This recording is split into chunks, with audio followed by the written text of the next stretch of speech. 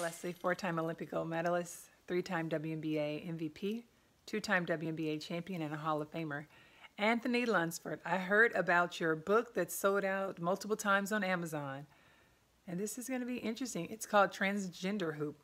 I heard you wrote a story about fictional novel about 9 boys who decided to play basketball as girls in the girls' league, which is hilarious.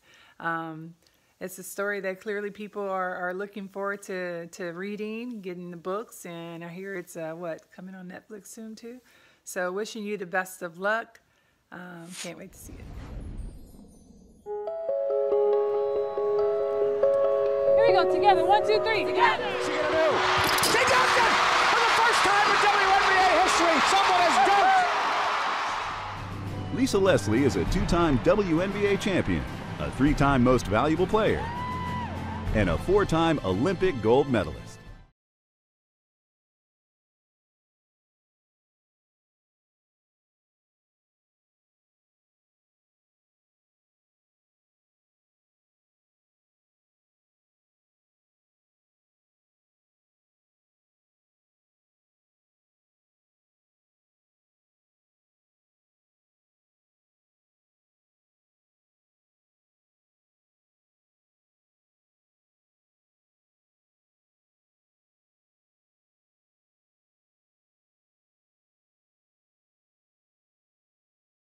So tell us a little bit, just a little bit, no spoilers too many here, about the book.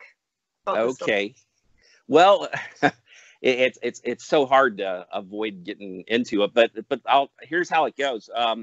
The story's about 9 guys, high school boys, that are basically get put in a bad situation by abusive coaches. And I know you've got a kid that plays hockey, so if you've either had at some point in your life a bad coach or you've seen them in action on other teams, and us as parents, it's so hurtful and it makes you so angry.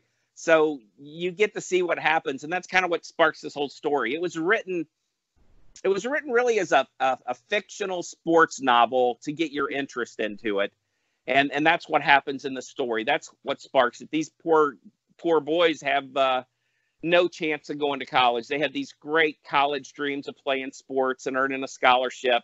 Without that scholarship, they have no chance of going to college. So in rolls into the story two gentlemen that kind of transform and changed these young men's lives, not in a good way for them, but not in a good way for the rest of the world. And what happens is they find a loophole in the system. And we all know what that loophole is. It's that blind political correctness that enables you to, in 1 second, be able to say, I choose to identify as a female, and now I'm allowed to play in women's sports. I'm allowed to play against girls the next day without taking any hormones, without doing any kind of surgeries, without seeing anyone. You just selectively do it. And that's what sparks the story. These 9 boys have an event that pulls them together from 4 different high schools here in Cincinnati.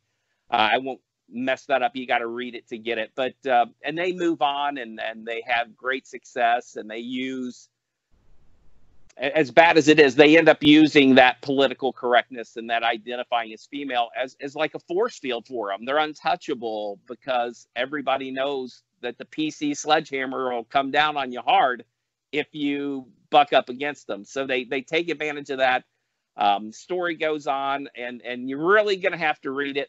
But the end of the story is that point to where realization hits, and that gut check. And it'll be that gut check for every reader that reads the book about, what have I done?